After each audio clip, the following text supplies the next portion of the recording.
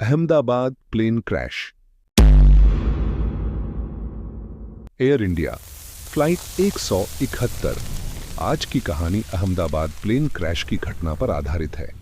कहानी काल्पनिक है और हमारा मकसद असली घटना का मजाक उड़ाना नहीं है।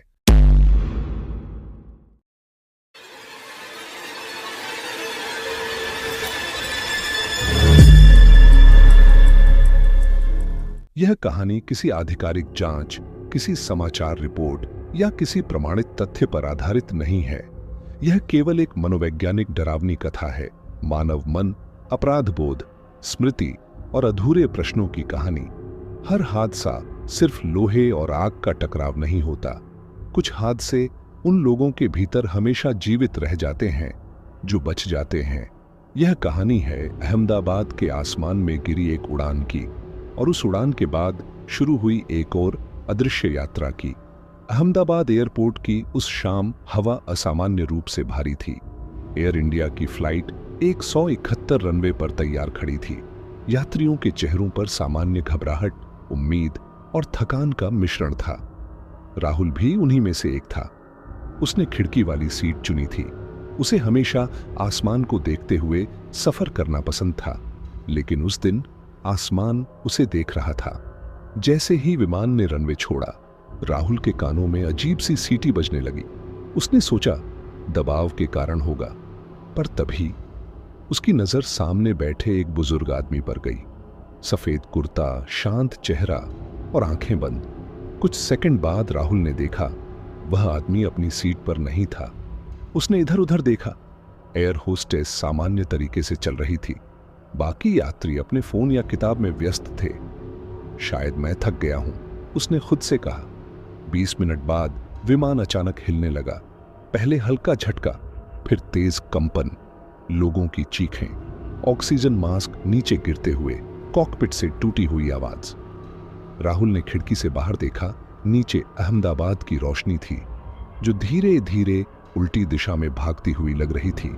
और तभी उसने वही बुजुर्ग आदमी खिड़की के बाहर देखा, हवा में स्थिर, उसे घूरते हुए। फिर सब अंधेरा। जब राहुल को होश आया, वह अस्पताल में था। डॉक्टर ने बताया वह चमत्कारिक रूप से बच गया। बाकी यात्री। राहुल ने टीवी की ओर देखा। अहमदाबाद में फ्लाइट 171 दुर्घटनाग्रस्त, कई यात्रियों की मृत्यु। उसके हाथ कांपने लगे। वह बुजुर्ग आदमी? उसने डॉक्टर से पूछा। डॉक्टर ने सूची देखी। सीट 17 है। उस सीट पर कोई नहीं था, वह खाली थी। राहुल की सांस अटक गई, क्योंकि वही उसकी सीट थी। घर लौटने के बाद हादसा खत्म नहीं हुआ। रात को जब भी वह आंखें बंद करता, उसे विमान का झटका महसूस होता, जलती हुई धातु की गंध और वही आवाज, तुम्हें याद है? पहले वह सोचता था यह पोस्ट ट्रॉमेटिक स्ट्रेस है, लेकिन फिर एक दिन उसने अपने फोन में फोटो देखी। टेकोनफ से ठीक पहले ली गई सेल्फी। उसके पीछे वही बुजुर्ग आदमी खड़ा था, मुस्कुराते हुए। और फोटो की तारीख 3 साल पहले की। 3 साल पहले राहुल उसी रूट की फ्लाइट में था, उसी एयरलाइन से। उस दिन उसने एक बुजुर्ग यात्री को अपनी सीट बदलने से मना कर दिया था। मुझे विंडो सीट चाहिए, उसने झुंझलाकर कहा था। बुजुर्ग को पीछे की सीट दी गई। उसी उड़ान में हल्की तकनीकी खराबी हुई थी।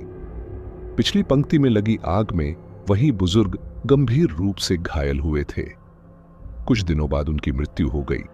राहुल ने कभी पीछे मुड़कर नहीं देखा, पर शायद किसी ने देखा था। एक रात राहुल को फिर वही सपना आया। विमान गिर रहा था, सब लोग चिल्ला रहे थे, पर इस बार कोई डर नहीं था। वह शांत था, क्योंकि उसके सामने वही बुजुर्ग खड़े थे। उन्होंने कहा, कुछ हादसे ऊपर नहीं, भीतर होते हैं। सुबह अखबार में खबर छपी, फ्लाइट 171 के एकमात्र जीवित यात्री की रहस्यमय मृत्यु। मौत का कारण दिल का दौरा।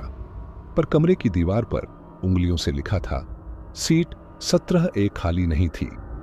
कभी कभी हादसे केवल मशीनों की विफलता नहीं होते, वे हमारे भीतर छिपे अपराध बोध, अधूरे पश्चाताप और अनकहे शब्दों की परछाइयां होते हैं। क्या राहुल ने सच में किसी आत्मा को देखा, या उसका अपना मन उसके खिलाफ गवाही दे रहा था?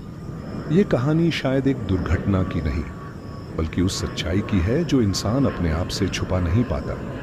क्योंकि कुछ उड़ानें जमीन पर गिर जाती हैं और कुछ मन के भीतर हमेशा उड़ती रहती हैं।